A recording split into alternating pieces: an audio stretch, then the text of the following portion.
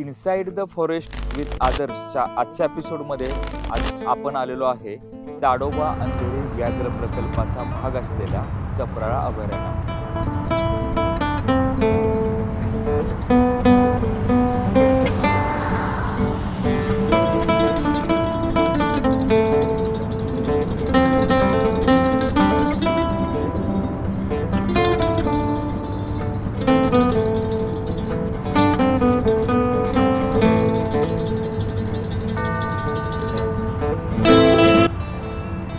ताडोबा वाघांसाठी आपल्याला सगळ्यांना माहिती आहे, परंतु ताडोबामध्ये वाघ असण्यासाठी मुख्य कारणीभूत असणारे त्याचे आसपासचे जे कॉरिडॉर आहेत त्याचाच एक भाग आहे चपराळा.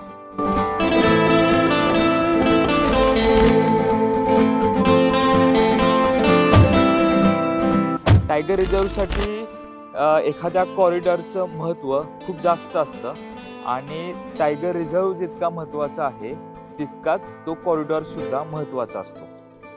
चपराळा अभयारण्य हे गडचिरोली जिल्ह्यामध्ये येतं आणि चपराळामध्ये महाराष्ट्राचा राज्य प्राणी आपण ज्याला म्हणतो शेकरू, त्या शेकरूचा अधिवास या चपराळामध्ये आहे. त्याचसोबत ताडोबामध्ये ताडोबामधील वाघ ये जा करण्यासाठी चपराळासारख्या कॉरिडॉरचा वापर करत असतात.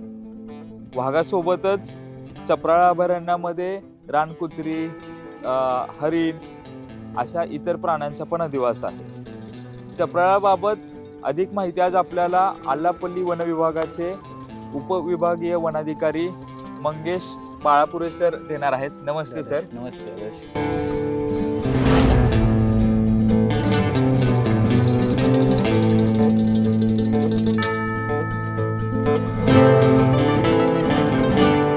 शेकरूचा एखादं जंगल वाढण्यासाठी काय रोल असतो आणि त्याचसोबत एकंदर ताडोबा आणि अन्य गोष्टींवरती आजच्या ह्या एपिसोडमध्ये आपण गप्पा करणार आहोत. तर sir, inside the forest with others ह्या आमच्या विशेष सिरीजमध्ये तुमचं स्वागत आहे. धन्यवाद. मला पहिल्यांदा सांगा की चपराळा अभयारण्य हे ताडोबाचा कॉरिडॉर म्हणून ओळखला जातो, बरोबर. तर कॉरिडॉर म्हणजे नक्की काय असतं आणि चपराळा अभयारण्याचं ताडोबासाठी काय महत्व आहे? तर सर्वप्रथम आपण बघूया की कॉरिडॉर म्हणजे काय. तर आपण बघतो की जसं ताडोबा आहे किंवा पेंच आहे, तर हे जे व्याघ्र प्रकल्प आहेत, या व्याघ्र प्रकल्पांमध्ये जे सब ॲडल्ट्स तयार होतात वाघांचे, त्यांना इन सर्च ऑफ त्यांना एक प्रत्येक वाघाला तो ॲडल्ट झाल्यानंतर त्याला एक नवीन अधिवासाची गरज असते, नवीन क्षेत्राची गरज असते. मग त्यासाठी ते मायग्रेट करतात तिथून. ते जे मायग्रेट करतात इन सर्च ऑफ हॅबिटॅट, तर त्यासाठी त्यांना एक सेफ पॅसेज हवा असतो. म्हणजे व्याघ्र प्रकल्पाच्या बाहेर जर बघतो आपण की तिथं मग कुठे शेती असते, कुठं थोडेसे पॅचेस असतात जंगलाचे, तर अशा ठिकाणी जेव्हा वाघ मायग्रेट करतो त्या रूटला आपण कॉरिडॉर म्हणतो. म्हणजे एका ठिकाणाहून दुसऱ्या ठिकाणी जोपर्यंत त्याला सेफ अधिवास त्याच्या अपेक्षेनुसार मिळत नाही तोपर्यंत तो तिथं त्या एरियाच्या सर्चमध्ये, तर मग जोपर्यंत त्याला असं आवश्यक अधिवासाचं क्षेत्र मिळत नाही तोपर्यंत तो त्या एरियाच्या सर्चमध्ये निघतो. मग तो ज्या एरियामधून जातो त्या क्षेत्राला आपण कॉरिडॉर म्हणूया. जसं की ताडोबा अंधारी व्याघ्र प्रकल्पातून जे वाघ सब ॲडल्ट्स मायग्रेट करतात नवीन एरियाच्या शोधामध्ये, तर तो मोस्टली इकडे छत्तीसगडमध्ये इंद्रावती टायगर रिझर्व आहे, तिथपर्यंत जाण्यासाठी जो मधला जो पूर्ण भाग आहे तिथून मग ताडोबा अंधारी व्याघ्र प्रकल्पातून निघाल्यानंतर मध्ये कनाडगाव अभयारण्य आहे, चपराळा अभयारण्य आहे. मग तिथून पुढे सर्च करत करत ते इंद्रावतीपर्यंत पोहोचतात किंवा मग त्या साईडला तिकडे कावल टायगर रिझर्व आहे. आता एकूण किती वाघ आहेत ताडोबामध्ये? जवळपास आता 200च्या आसपास वाघ आहेत पूर्ण प्लस. हा. बरं. आणि महाराष्ट्रात एकूण वाघांची संख्या किती आहे? महाराष्ट्रात एकूण वाघाची संख्या ही 400च्या आसपास आहे. बरं, म्हणजे निम्मे तर वाघ ताडोबामध्येच आहेत. हो, निम्मे तर वाघ ताडोबामध्येच आहेत. मग वाघ जेव्हा एका फॉरेस्ट मधून दुसऱ्या ठिकाणी जेव्हा स्थलांतर होत असतो किंवा आपल्याला माहित आहे की जेव्हा एखाद्या नवीन वाघाचा जन्म होतो तर 3 वर्षानंतर तो वाघ स्वतःच एक काय म्हणू आपण ते, की त्याला त्याच्या- टेरिटरी. हा, स्वतःची टेरिटरी शोधतो आणि त्या टेरिटरीच्या शोधामध्ये तो त्या जंगलामधून बाहेर पडतो. येस. आणि जेव्हा तो त्याची टेरिटरी शोधण्यासाठी प्रवास करत असतो, हा. तो प्रवास हा कॉरिडॉर मधून होतो. Yes yes. कॉरिडॉर हे वाघासाठी फारच महत्वाचं आहे. ज्या पद्धतीने आपण म्हणू शकतो माणसाला स्टेट हायवे महत्वाचे आहेत, बरोबर. त्याच पद्धतीने वाघासाठी कॉरिडॉर कॉरिडॉर महत्वाचा आहे. महत्वाचे आहेत. जर नक्कीच. कॉरिडॉर नसेल तर मग तो एका टेरिटोरी मधून दुसऱ्या टेरिटोरी मध्ये जाऊ शकत जाऊ नाही. शकत आणि नाही. एका टेरिटोरी मध्ये एकपेक्षा जास्त वाघ राहू शकत राहू नाही. शकत नाहीत. त्यामुळे चप्राळाचं तसं महत्व आहे असं तसं आपल्याला महत्व म्हणावं आहे. लागेल. येस, नक्कीच. कारण जर ते सेफली मूव्ह होऊ शकले तरच ते दुसरीकडे नवीन टेरिटरी इस्टॅब्लिश करू शकतील. अदरवाईज मधल्या भागात जर त्यांना काही इन केस शिकार झाली किंवा काय झालं तर मग ते तिथंच थांबतं. म्हणून हे कॉरिडॉर खूप महत्त्वाचे आहेत व्याघ्र संवर्धनासाठी. आणि जे काही आपण मधल्या काळात ज्या काही शिकारीच्या किंवा अवैध घटना घडल्या त्या या कॉरिडॉर क्षेत्रामध्येच घडलेल्या आहेत. बरं. म्हणून या कॉरिडॉर क्षेत्राचं महत्त्व तितकंच अधिक आहे. त्या क्षेत्राला संरक्षण हे प्राप्त बऱ्याचदा होणं म्हणजे आवश्यक आता आहे. ताडोबामध्ये 200हून अधिक वाघ आहेत. हां. जेव्हा हे वाघ तिथून बाहेर पडतात, हां. तेव्हा शिकारी जोपर्यंत एखादा वाघ टायगर रिझर्व्ह मध्ये आहे तोपर्यंत तो सुरक्षित असतो. तिथे वनविभागाचा जास्त वॉच असतो असं जास्त आपण वाच म्हणू असतो शकतो. असं म्हटलं तर चालेल. परंतु येस. संख्या वाढल्यानंतर तो वाघ जेव्हा त्या टायगर रिझर्व्ह मधून बाहेर पडतो बाहेर नवीन पडतो. टेरिटरीच्या शोधामध्ये, शोधामध्ये. येस. तेव्हा शिकारी अशा वाघांच्या शोधात अशा राहतात, वाघाच्या अशा शोधात वाघांना राहतात. ट्रेस करतात.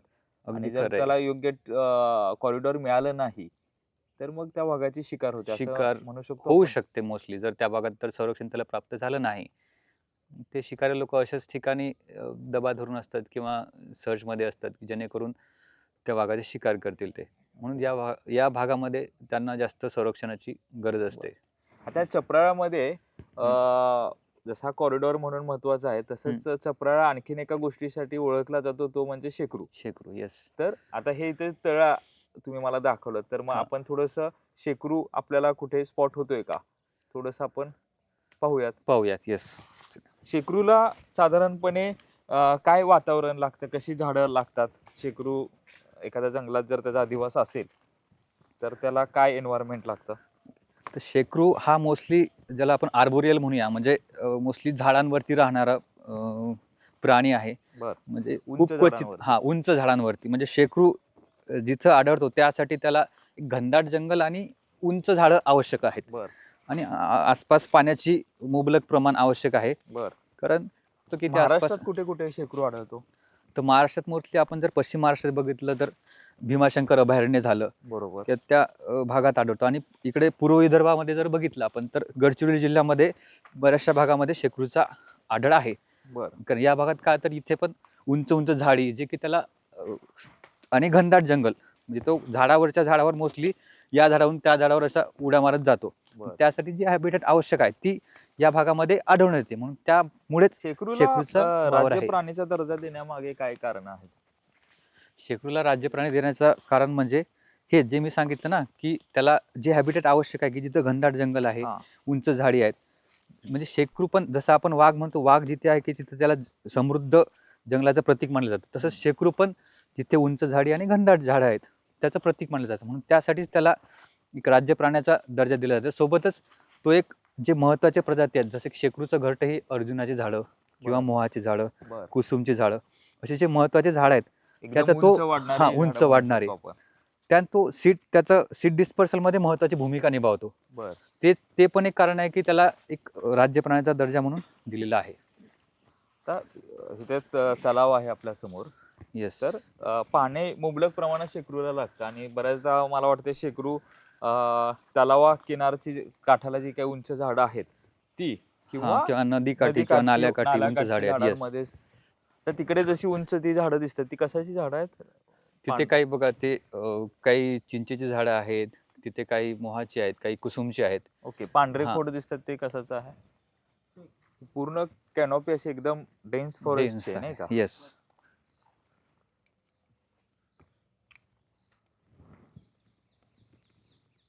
याच प्रकारच्या डेन्स फॉरेस्टमध्ये शेकरूचं वास्तव्य राहतं.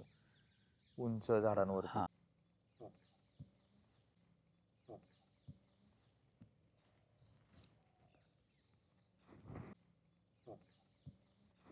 त्या तिथे नाही का? हां, आपण बघू शकतो अशा प्रकारच्याच डेन्स फॉरेस्टमध्ये शेकरूचं वास्तव्य राहतं मोस्टली. शेकरूला आपण उडणारी खार असं म्हणतो. तर बरोबर. शेकरूला खरोखर उडता येतं की काय नक्की हे आहे? शेकरूला ॲक्च्युली तो घनदाट जंगलामध्ये राहतो ना, तर तो एका झाडावरून दुसऱ्या झाडावर, एका फांदीवरून दुसऱ्या फांदीवर अशी जंप घेतो. म्हणून त्याला उडणारी खार असं म्हणतात. ॲक्च्युली बरं. तो उडत वगैरे नाही, फक्त तो एक जंप घेतो एका झाडावरून दुसऱ्या झाडावर. जम घ्यायसाठी झाडं तेवढ्या जवळ-जवळ लागत असतील. हां, तो जंप घेतो कारण तेवढी त्याची कॅपॅसिटी असते. तो मोस्टली आर्बोरियल म्हणजे झाडांच्या झाडावरच राहतो. बरं. खूप जमिनीवर खाली जमिनीवर फार क्वचित फक्त पाणी शेकरूचं वगैरे खाद्य काय पिण्यासाठी असतं? येतो. शेकरूचं खाद्य जसं बघू आपण विविध जे अर्जुनाची झाडं आहेत किंवा मोहाची आहेत, कुसुमची आहेत, याची जी फळं आहेत, बरं, ती फळं किंवा याची जी कोवळी पानं आहेत, ती बरं, तो खातो. बरं, मग त्यासाठी तो मोस्टली झाडांच्या झाडावरच राहतो. फार क्वचित तो काही काही प्रमाणात किडे वगैरे पण किंचित खातो. बरं. मोस्टली तो शाकाहारी प्राणी आहे. पण क्वचित कधी-कधी तो किडे वगैरे पण खातो. शेकरूला एका झाडावरून दुसऱ्या झाडावर जाता यावं आणि हं, त्या जंगलातली झाडं एवढी घनदाट पाहिजेत, की त्याला वरच्यावर एका झाडावरून दुसऱ्यावरून तिसऱ्या झाडावरती असाच प्रवास करता यावा. म्हणजे बरोबर. त्याला मला वाटतं असं म्हणतात, की फ्लाइंग ब्रिज पाहिजे त्या जंगलामध्ये. एवढं हां, ते घनदाट जंगल पाहिजे. येस, अगदी बरोबर. त्याच प्रकारचं जंगल त्याला पाहिजे असतं. तर मग महाराष्ट्रात एवढे घनदाट जंगल फक्त गडचिरोली आणि काही प्रमाणात महाबळेश्वरमध्येच आहे असं म्हणावं महाबळेश्वरमध्ये. लागेल. येस, खरं आहे अगदी. त्यामुळे मग या 2च फॉरेस्टमध्ये शेकरूचं शेकरूचं प्रमाण आहे. वास्तव्य आहे. खरं बरं. आहे अगदी. आता ह्या शेकरूचा जंगलात साठी काय महत्त्वाचा रोल आहे? म्हणजे एखाद्या जंगलामध्ये शेकरू आहे, हं. म्हणजे ते काय रिफ्लेक्ट करतं? जंगलासाठी ते किती काय त्यातनं प्रतिबिंब पडतं, की जंगलाचा स्टेटस काय आहे असं आपण समजतो? जसं आपण एक वाघ एका समृद्ध इकोसिस्टमचं प्रतीक मानलं जातं. तसंच शेकरू देखील, जसं की शेकरू तिथेच आढळतो जिथे घनदाट जंगल आणि उंच-उंच झाडं आहेत. बरं, मग त्यासाठी शेकरूचं महत्त्व आहे, की शेकरू तिथेच आढळतो जिथे घनदाट जंगल आहे आणि उंच झाडं आहेत. आणि तो त्याच झाडांच्या सीड डिस्पर्सलमध्ये पण महत्त्वाची भूमिका निभावतो. म्हणून मग बरं. शेकरू जिथे आहे तिथे एक घनदाट जंगल आणि उंच जंगल असं नाही खरं तिथे तर आता असतं. शेकरू एवढ्या उंच झाडांवरती राहतो, हां, फळं, बिया खातो. हां. मग त्याच्या विष्ठेमधून पण मोठ्या मोठ्या प्रमाणात प्रमाणात प्लांटेशन होतं असं येस, म्हणावं सीड लागेल. डिस्पर्सल होतं. नक्कीच. त्यासाठी पण तो महत्त्वाची भूमिका निभावतो. बरं. हो. आणि शेकरू म्हणजे शेकरू आता जे काही प्रमाण कमी झालेलं आहे, हां, आपण महाराष्ट्रात ते बघितलं किंवा हां. राज्य प्राणी करावा लागला कारण त्याला तेवढं हं. संरक्षण देणं महत्त्वाचं आहे. हो. तर शेकरूचं प्रमाण कमी व्हायला काय भौगोलिक कारणं किंवा आणखीन पर्यावरणीय काही कारणं आहेत यासाठी? काही वर्षांमध्ये झालं, की हॅबिटॅट फ्रॅगमेंटेशन झालं, बायोटिक इंटरफेरन्स वाढला. ह्या सगळ्या गोष्टींमुळे त्यासाठी जे आवश्यक अधिवास आहेत, तो कमी झाला बरं, आणि त्या सगळ्या गोष्टींमुळे मग एकंदर थोडीफार त्याची संख्या म्हणा, की काही प्रमाणात कमी झाली आणि काही प्रमाणात जर म्हणूया इकडे, की या भागात थोडंसं आदिवासी बहुल भाग आहे, तर काही परंपरा अशा होत्या, की तिथे एक सगळं गाव एकत्र येऊन काही प्रमाणात शिकार वगैरे ह्या घटना पण या भागात होत्या. मग त्यामुळे बरं. पण त्यांच्यामध्ये जे गैरसमज होते, त्यामुळे पण काही शिकारीचे वगैरे घटना झाल्या. हं, त्यामुळे पण हं, ते हं, हं, हं. त्यांची संख्या वगैरे काही प्रमाणात कमी झाली आहे. खरं तर शेकरू रात्री जागा राहतो आणि दिवसा तो झोपतो म्हणजे निशाचर आहे असं म्हणतात ना? शेकरू आता निशाचर आहे? निशाचर नाही म्हणता येईल, तो अर्ली मॉर्निंग आणि इव्हनिंगला ॲक्टिव्ह असतो. दिवसभर मोस्टली तो मग घरट्यामध्ये बसून आराम बरं. करतो. फॉरेस्ट डिपार्टमेंट मग शेकरूला ट्रेस कसं करतं? काय त्यासाठी टेक्निक वापरली जाते? कारण रात्रीचा वॉच ठेवणं तसं अवघड बाब आहे. तर शेकरू मोस्टली मॉर्निंगला आणि इव्हनिंगला ॲक्टिव्ह असतो. हं, त्यावेळी तो काय मूव्हमेंट करतो यासाठी आपलं वनकर्मचारी सतत लक्ष ठेवून असतात. तो कुठल्या-कुठल्या झाडावर त्याची घरटी आहे. हं. तो त्याची घरटी पण अशी एक तो 7-8 घरटी बांधतो. त्यातली ती काही घरटी सुडो, ज्याला आपण एक शिकारी त्याला रोखण्यासाठी तो असे एक सुडो घरटे म्हणून बांधून ठेवतो. म्हणजे मग तो त्यापैकी त्याचं 1-2 घरांमध्ये त्याचं वास्तव्य असतं. तो बाकीचे बरं. असेच घरं बांधून ठेवतो, की जस्ट एक यांना शिकारीपासून संरक्षणासाठी म्हणून.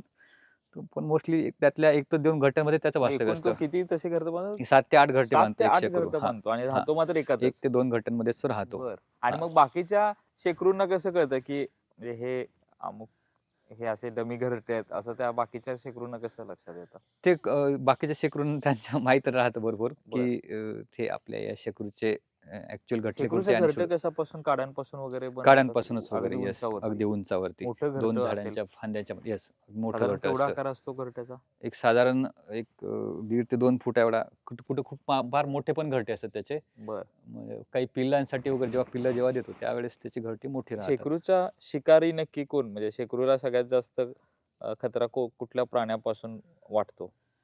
जसं माणूस सोडला तर? की माणूस सोडला तर आपण बघतो की जे झाडावर आता जसं बिबट्या वगैरे राहतो किंवा बाकीचे शिकारी पक्षी वगैरे राहतात, तर ते मोस्टली त्याच्यापासून त्याला धोका आता राहतो. नुकताच एक फोटो सोशल मीडियात व्हायरल झाला की ज्यात हां, हां. बिबट्यानं शेकरूची शिकार केली. बरोबर. झाडावरती चढलेला असा फोटो आहे, ज्यात बिबट्यानं शेकरूला असं तोंडात धरलेला शिकार केलेला फोटो आहे. बरोबर. तर बिबट्या पण शेकरूची शिकार करतो. बिबट्याच आहे तो की करू शकतो, कारण एवढ्या बरं. उंच झाडावर त्याचे घरटे असतात, ते बाकीच्या प्राण्यांना शक्य होत नाही. जे शिकारी पक्षी वगैरे म्हणूया साप वगैरे पण हां, साप वगैरे पण त्याचे त्यापासून पण त्याला धोका राहतो. बर. येस. आणि शेकरूचे प्रजनन काळ जो असतो हं. तो कोणत्या ह्याच्यात जनरली असतो? फेब्रुवारी ते मे या दरम्यान त्याचा प्रजननाचा काळ राहतो. हां. तर त्या दरम्यान तो ह्या गोष्टी करतो. मेल फिमेल शेकरू एकत्रच राहतात की साधारण त्यांचं जे वास्तव्य असतं, हं. तर मेल फिमेल शेकरू एकत्र वास्तव्य राहतं की टायगर ज्याप्रमाणे फिमेल सोबत मेटिंगच्या पिरियड मध्ये राहतो आणि नंतर मात्र ते विभक्त राहतात, तसं येस, त्याच शेकरू? पद्धतीचं राहतं, त्याच पद्धतीचं राहतं. बरं. म्हणजे फक्त मीटिंग पुरतं ते एकत्र येतात. हं. अदरवाईज ते सेपरेटच राहतात. हे हां, वारुळ आहे काय? आणखीन एक हां, हे वारुळ आहे. पूर्ण झाडामध्येच मध्ये तयार येस, झालंय? पूर्ण झाडामध्येच तयार झाले. त्याच्या खाली पण तेवढंच खोली असते. तर बरं. वन्यजीव अभयारण्य म्हणजे फक्त काही मोठे-मोठे प्राण्यांचं आपण संवर्धन करतात. ते छोटे-छोटे कीटक, मुंग्या सगळेच वन्यजीव त्यामध्ये येतात. बरोबर. वन्यजीवामध्ये आपला मोस्टली हे असतं की वाघ, अस्वल हेच आपल्या डोक्यात येतात. परंतु अगदी छोट्या-छोट्या कारण कीटकांपासून ते सगळ्याच हां, अस्वलला वारुळ येस, मुंग्यांचे खाद्य अगदीच. सगळ्यात आवडतं. मग सगळेच छोटे-मोठे वन्यजीव पण तेवढेच महत्त्वाचे आहेत, जे की निग्लेक्टेड असतात. पण ते पण तितकेच पर्यावरणीयदृष्ट्या त्यांचं पण तेवढंच महत्त्व असतं. बरोबर. आपल्या चपराळा अभयारण्यामध्ये यापूर्वी शेकरूचे प्रमाण नाहीच्या बरोबर होते. बर. मागच्या 2 ते 2.5 वर्षांच्या आपल्याकडे आता शेकरूचे प्रमाण दिसून येत आहे. बर. शेकरूचे प्रमाण दिसून येण्याचं कारण म्हणजे पहिले सुरुवातीला आम्ही नाही का त्यांचे जो घरटे आहेत, बर. घरट्याचा शोध घेतला. बर. घरट्याचा शोध घेतल्यानंतर शेकरू असा प्राणी आहे, एक तर लाजवाडू आहे आणि तो सहजासहजी दिसत नाही. परंतु घरट्यामुळे आपल्याला एक अंदाजा मिळते का त्या ठिकाणी आपल्या शेकरूचा वास्तव्य बरोबर. आहे. त्याच्यामध्ये शेकरू एक असा प्राणी आहे का तो एक असेल तरी पण त्याचे घरटे जो आहे ना 6 ते 7 ठेवते. बर. 6 ते 7. हां, 6 ते 7 घरटे ठेवते. आणि जसं अगर त्याला अगर कोणत्या वन्यजीवामुळे किंवा काही पक्ष्यांमुळे किंवा काही बंदरामुळे अगर त्यांना जीविताला धोका वाटत असेल, तर तो जो वापरात नसेल त्याही घरट्यामध्ये तो लपून राहू शकते. तर त्याला जो शिकार करण्यासाठी येणारा जो पक्षी प्राणी जो कोणी असेल तो कन्फ्यूज होऊन जाते, हा गेला तो कुठे गेला. तर त्यासाठी म्हणजे 2 घरटे दिसले तर आपल्याकडे 2 शेकरू आहे असं नाही. 1 शेकरू, 2 शेकरू, 7 ते 8 घरटे तयार करून उंच याच्यावरती, आणि जेव्हा तो घरट्यावर जाते दुसऱ्या, तर तो कॅनोपीच्या वरूनच जातो, तो जमिनीवर येत नाही. त्या फांदीवरून त्या फांदीवर, त्या फांदीवरून त्या फांदीवर असा तो इकडे तिकडे हे करते. त्याच्यानंतर याचे खाद्यामध्ये जसं आता मोहाची साल आहे कोवडीवाली, धावड्याची सालही खाते. जसं जांभळाचे जो फळं राहतात ते यांचे आवडते खाद्य आहे. कोवडा पाला, कोवडी फांदी हे त्यांचे आवडते खाद्य आहे. कसं आहे चिंच आहे, कुसुमचे फळं आहेत. फळावर फळावर जास्त आता फिरत राहतात. आता जसं आता हा हिवरचा झाड आहे, आता याला शेंगा येणार आहेत. तो जेव्हा शेंगा पूर्णपणे येतात तेव्हा या झाडावर तुम्हाला ते शेंगा खाताना दिसेल. बर. बरेच शेकरूचे आपण फोटो जे चांगले गाजलेले फोटो ते काहीतरी खाताना फळ वगैरे आता खाताना हा सहजासहजी उलटा होऊन हे होतो. बरोबर. येऊन तो फळ खाते. बर. शक्यतो जास्त करून नाही का तो फांदीला तो असा लोम काढते हा, आणि त्याच्यानंतर तो बरोबर. असं खाली लोंबकून फळ 2 खाताना आपण हातामध्ये ते पाहतो. फळ घेऊन तो बरोबर. खात केव्हा राहतो. केव्हा असं पण होते, जसं आता एक फांदी आहे आणि त्याच्यावरती त्याला फळ दिसत आहे, तो फांदीवरून तो असा उभा होऊन त्या फळाला तो घेत आहे. बरोबर. म्हणजे दोन्ही प्रकार. शेकरूचा जर चांगला फोटो काढायचा असेल तर खरं तर खूप टफ आहे, कारण एक तर जंगलात गेल्यानंतर शेकरू पटकन सापडत नाही. एक तर त्याच्या अगोदर शेकरू खूप कमी जंगलांमध्ये आहे. म्हणजे महाराष्ट्रात तर फक्त आपण म्हणलं तसं गडचिरोलीत आणि भीमाशंकर मध्ये आढळतो. आपण जर गडचिरोलीमध्ये शेकरू शोधण्यासाठी आलो तर पहिल्या प्रयत्नात आपल्याला शेकरू सापडत नाही. शेकरू सापडला तर तो एकतर एका झाडावरून दुसऱ्या झाडावर उड्या मारत राहतो. त्यामुळे आणि त्यात पुन्हा त्याचा जर फोटो काढायचा असेल तर मग त्याला उंचावरती घरटं असल्यामुळे एकतर पूर्णपणे कॅनॉपी डेन्स असते, त्यामुळे आपला कॅमेरा तिथपर्यंत व्यवस्थित गेला पाहिजे. मात्र त्यातही जर आपण फार कष्ट घेतलं आणि पेशन्स ठेवले आणि जर फळ खाताना आपल्याला शेकरू पाहायला मिळाला तर त्याचा खूपच सुंदर फोटो येतो. कारण शेकरू पूर्णपणे असा खाली उलट होऊन तो शीर्षासन करून फळ खातो. बरोबर. आता आपल्याला माहित आहे सहजासहजी आपल्याला शेकरू दिसत नाही. आम्ही 4-5दा इथं आलो, पण काल जेव्हा आलो काल पहिल्यांदा शेकरू दिसलं, ते पण 3 दिसले आम्हाला. बर काल आम्ही त्याचे फोटोवर घेतलेले. बर काल 3 शेकरू दिसले बर. याच्या समोर. बर आता याच्यामध्ये कसं आहे, तर हा जो प्याचा शेकरू आहे हा कंपार्टमेंट नंबर 225 आहे. जसं तुम्ही पाहिले तलाव आहे, त्या तलावच्या मागेच बिलकुल याचे पूर्ण घरटे आहेत 1 किलोमीटरच्या परिसरामध्ये. तर याच्यामध्ये आम्ही ते ज्या ज्या झाडावर घरटे आहेत त्याची मोजणी केली. एकूण 37 झाडं आहेत. बर 37 झाडावर त्यांचे घरटे आहेत. बर मागच्या वर्षी पाहिलं, मागच्या वर्षी शेकरूची संख्या कमी होती, 2-3च होती. तर यावर्षी वाला 7-8 शेकरू आहेत आपल्याला. संख्या आता थोडी वाढली आहे.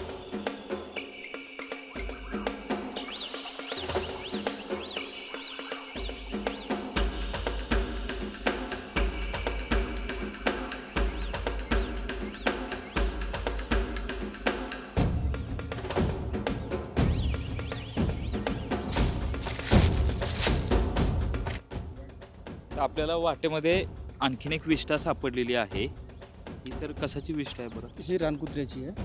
रानकुत्र्याची. हा रानकुत्र्याची कसं आहे. हे ओळखायचं सगळं- ही रानकुत्री? याच्यामध्ये कसं आहे ते, हा जे विष्ठा आहे याच्यामध्ये केस आहे बरोबर. बर केसावरून कसं ओळखणार? ते याचं साईज पण आहे, बर साईज, रंग. आणि हे आता हे ताजं आहे, वाढल्यानंतर पुन्हा व्हाईट होतं.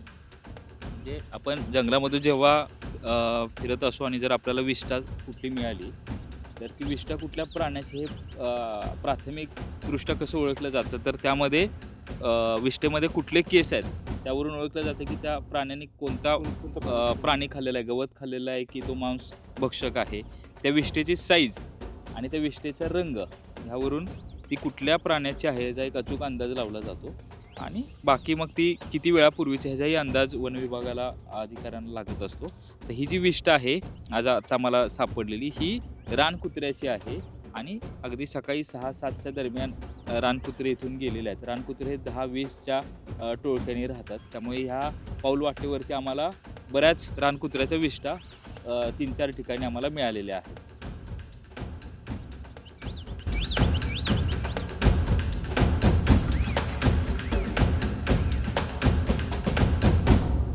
एकदम डेन्स फॉरेस्ट असणाऱ्या जंगलामध्ये घनदाट झाडांमध्ये झाडाच्या सगळ्यात वरती शेकरू बसलेला असतो आणि त्याचा शोध कसा घ्यायचा हे आपण सोबत आता फॉरेस्टचे अधिकारी आपल्यासोबत आहेत. कॅमेरा तिथे लावलेला आहे. दुर्बिणीतून झाडांच्या वरती बघितलं जाते.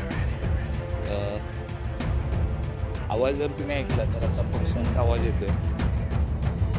वेगवेगळे आवाज येतात, पक्ष्यांचे येतात, एका दुसरा प्राण्याचा आवाज येतो. ते शेकरू आपल्याला इथं स्पॉट झालेला आहे. वरती इथं झाडांवरती घरटे आहेत, काही 2-4 घरटे झाडांवरती आहेत. आणि आता एकदम आपल्याला शांतता राखायची, पायांचा आवाज बिलकुल करायचा म्हणजे खाली थोडंफार वाळलेली पानं आहेत, तो आवाज न करता हलक्या पावलाने आपल्याला चालायचं आहे. कसलाही आवाज येणार नाही.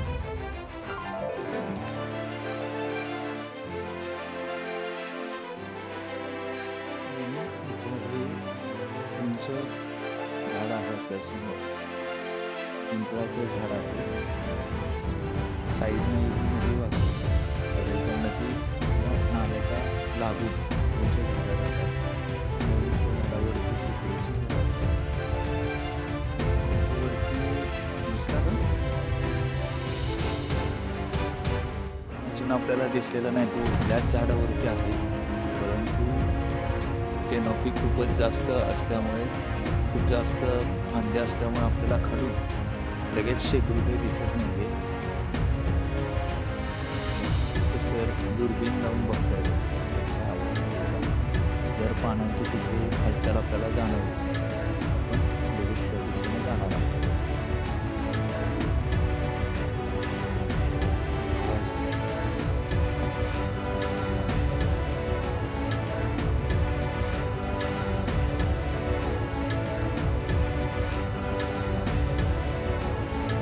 फक्त आवाज ऐकला हा शेकरूचा आवाज होता.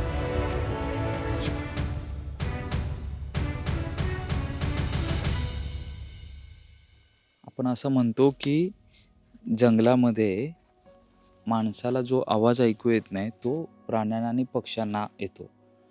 आपल्याला जे जाणवत नाही ते प्राण्यांना जाणवतं. ते जंगलातली लहानातली लहान हालचाल असो आपल्या लक्षात येत नाही, परंतु प्राण्यांचं पक्ष्यांचं त्या लहानातल्या लहान हालचालीवरती सुद्धा बारीक लक्ष असतं. आणि म्हणून जेव्हा आपण जंगलामध्ये प्राणी पक्षी सायटिंगसाठी पाहण्यासाठी जात असतो तेव्हा आपल्याला खूप जास्त काळजी घ्यावी लागते. आपल्या पावलांचा आवाज येणार नाही, आपल्याकडून कोणताही मोठा आवाज होणार नाही याची आपल्याला काळजी घ्यावी लागते. आणि जेव्हा आपण शेकरूसारखा प्राणी पाहत असतो तेव्हा तर आपल्याला त्याहून अधिक काळजी घ्यावी लागते. आता आम्ही अगदी जंगलातल्या कोर आणि डेन्स फॉरेस्ट असणाऱ्या भागात आलेलो आहे. ओढ्याच्या नाल्याच्या अगदी शेजारी, जिथं उंच उंच झाड आहेत. हे जर माझं शेजारचं झाड तुम्ही बघितलं, कुसुंबीचं झाड आहे हे, तर पिंपळाचं झाड आहे हे, तर ह्या उंच झाडांवरती शेकरू असतो. आपला थोडासा आवाज, थोडाशी हालचाल त्याला जर जाणवली की तो लगेच एका झाडावरून दुसऱ्या झाडावर उडी मारून जाऊ शकतो आणि मग तो आपल्याला सापडणार नाही. पण आपण बिलकुल पूर्णपणे शांतता ठेवून आवाज ऐकतोय आणि आवाज जिथून येईल मग तो पानांच्या हालचाली जाणवली की आपण मग तिकडे त्या दुर्बिणीतून पाहणार आहोत आणि मग त्या झाडाच्या खाली जाऊन त्या शेकरूला आपण पाहणार आहोत. आता जो आपल्याला शेकरू दिसतोय तर त्याला त्याचा साथी आवाज घालून साथ देतोय आणि त्याला बोलवत आहे. मग एक शेकरू त्याचा सोबती जो काय मेल फिमेल तर तो त्याला आवाज देऊन त्याला बोलवत आहे आणि मग तो शेकरू त्या आवाजाच्या दिशेनं जातो. आपण त्यांच्या मागून मागून निघालेलो आहे.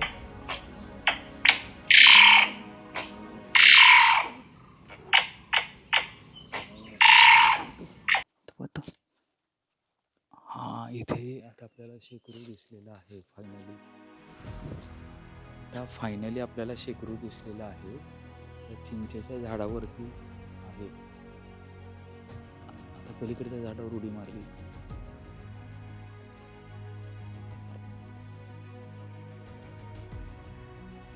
एकदम आपल्याला हळूवार तिथे जायचं आहे.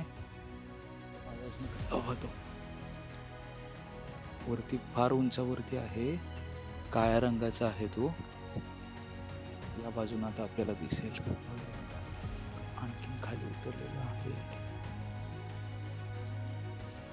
थोडंसं आपण पुढे गेलो.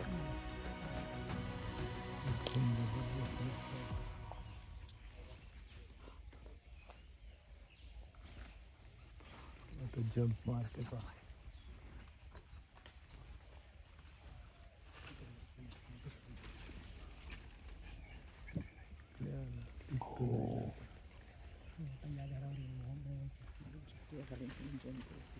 बरोबर. जे आपण जे म्हणतोय की शेकरू हा खाली जमिनीवर उतरतच नाही, एका झाडावरून दुसऱ्या झाडावरती कशा पद्धतीने जातो त्याला फ्लाइंग ब्रिज असं म्हणतात. म्हणजे एका फांदीवरून दुसऱ्या फांदीवर, दुसऱ्या फांदीवरून तिसऱ्या फांदीवर असं करत करत तो वरच्यावर प्रवास करत आता तिकडच्या झाडावरती पण पोहोचलेला आहे.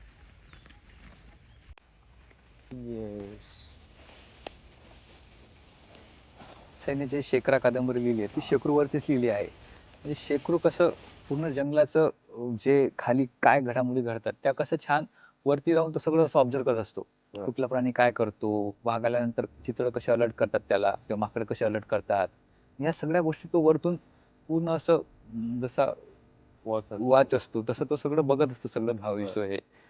एक त्याला वेगळाच एक शेकरू हा एकमेव प्राणी म्हणावा लागेल जो उंचावरती उंचावरती राहतो आणि ही सगळं तो बघत.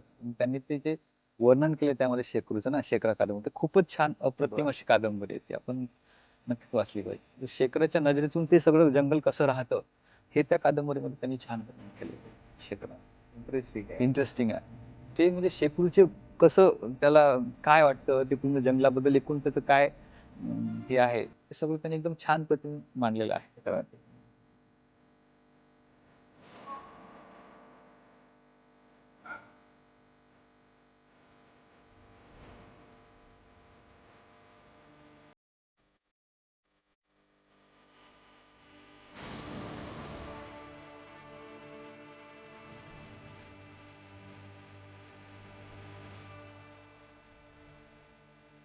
प्राणहिता नदी आहे काय पूर्ण? हा, ही पूर्ण प्राणहिता नदीचं पात्र आपल्याला समोर दिसतंय. या नदीचा संगम तिथं बघूया, वर्धा आणि बनगंगेचा संगम म्हणून इथं प्राणहिता म्हणून कंटिन्यू होते. पलीकडच्या खूपच साईडला मोठं विस्तृत पात्र हा आहे. विस्तृत असं पात्र आहे त्याचं, जवळपास 1 ते 1.5 किलोमीटरचं पात्र आहे या नदीचं. 1 ते 2 किलोमीटर 1 ते 2 किलोमीटर. बरं. येस. तर पावसाळ्यामध्ये खूप मोठे मोठे पूर, इव्हन त्या तिथपर्यंत पूर जातो नदीचा, बर पूर्ण काठोकाठ भरलेली असते. पूर्ण कच्छ भरत असतं. हा.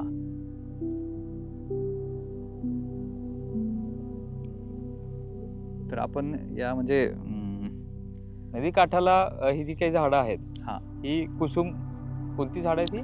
हे अर्जुनाची आहेत. अर्जुनाची अर्जुन. आहेत, काही चिंचेची आहेत. अर्जुनाचं पूर्ण झाड आहे नाही का? हा, अर्जुनाचं झाड आहे. अर्जुनाच्या झाडाचं वैशिष्ट्य म्हणजे ते मोस्टली नदी काठाने, नाले काठाने जिथं पाणी भरपूर प्रमाणात असतं तिथे बरं. आपल्याला बघायला मिळतं त्याचे उंचचे उंच झाडं. ते अर्जुन आणि चिंच शेजारी शेजारी आहेत शेजारी मला शेजारी वाटतं. बघायला मिळतं तिथे.